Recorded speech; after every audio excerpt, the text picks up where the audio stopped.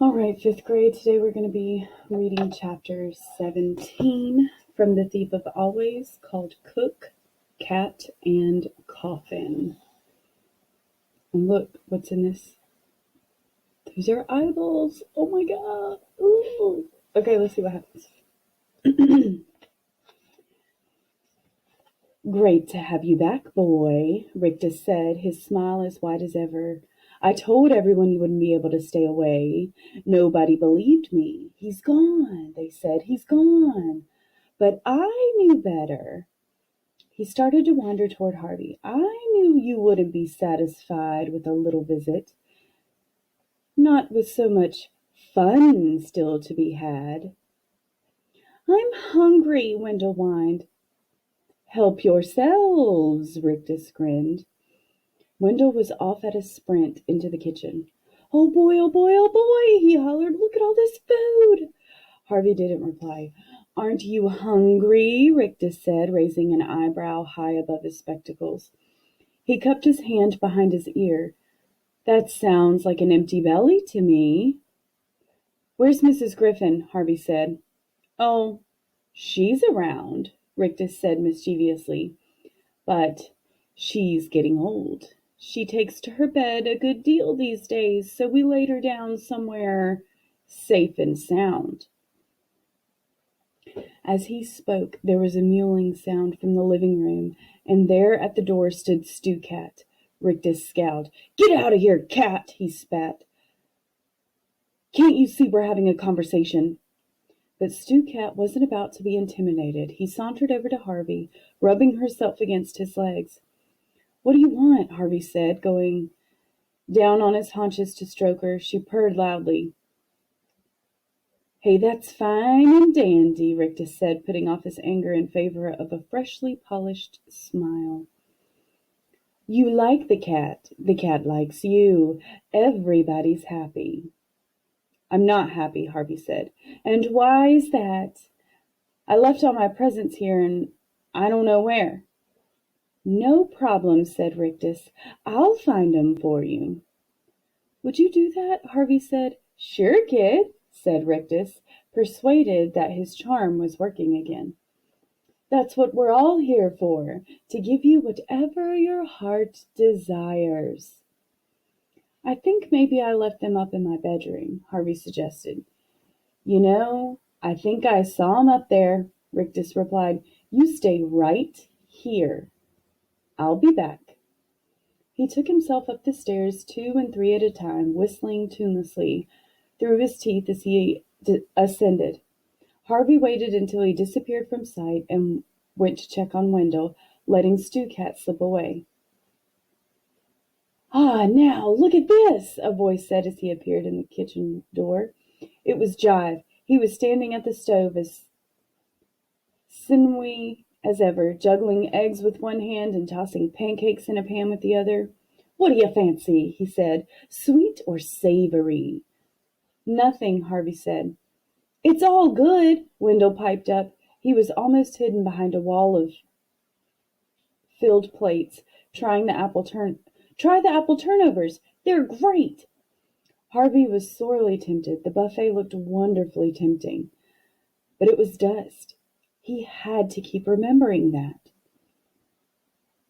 Maybe later, he said, averting his eyes from the heap of syrup-drenched waffles and bowls of ice cream. Where are you going?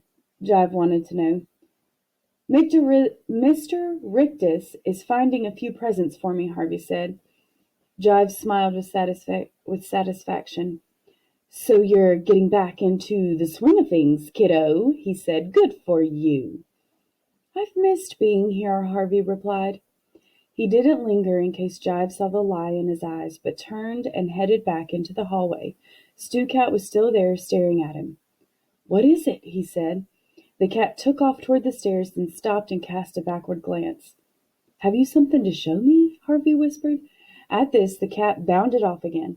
Harvey followed, expecting her to lead the way upstairs, but before she reached the bottom steps, she veered off to her left and led Harvey down a narrow passage to a door he had never even noticed before. He rattled the handle, but the door was locked. Turning to look for Stew Cat, he found her rubbing her arched back against the leg of a small table set nearby. On the table was a carved wooden box. In the box was a key. He went back to the door, unlocked it, and pulled it open. There was a flight of wooden steps in front of him, leading down into a darkness from which a sour, dank smell rose. He might have declined to descend had Stu-Cat not hurried on past him down into the murk. With his fingers trailing on the damp walls to the left and right of him, he followed Stu-Cat to the bottom of the flight, counting the steps as he went. There were 52, and by the time he had descended them all, his eyes had become reasonably accustomed to the gloom. The cellar was cavernous, but empty, except for a litter of rubble and a large wooden box that lay in the dust maybe a dozen yards from where he stood. "What is it?" he hissed to Stu-Cat, knowing the creature had no way of replying, but hoping for some sign nevertheless.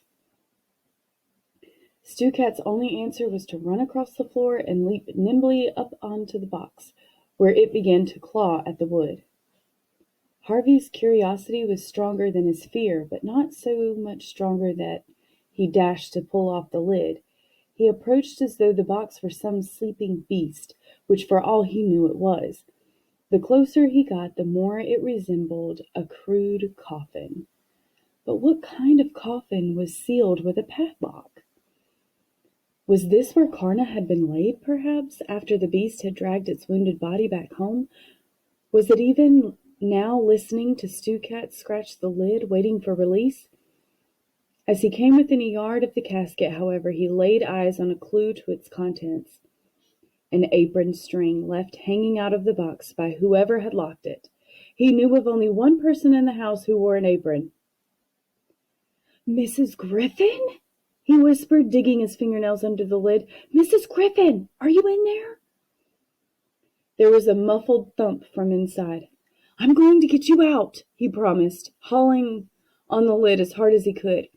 He didn't have the strength to break the lock. In desperation, he began to search the cellar, looking for some tool or other, and found himself 2 sizable rocks. Hefting them, he returned to the casket. "This is going to be noisy," he warned Mrs. Griffin. Then, using one stone as kind of a chisel and the other as a hammer, he assaulted the lock. Blue sparks flew as he struck at the metal, but he seemed to be making no impression until all of a sudden the lock gave a loud crack and fell to the ground. He paused for a moment, a feather of doubt brushing his brow. Suppose it was Karna's coffin? Then he threw the rocks aside and hauled off the lid.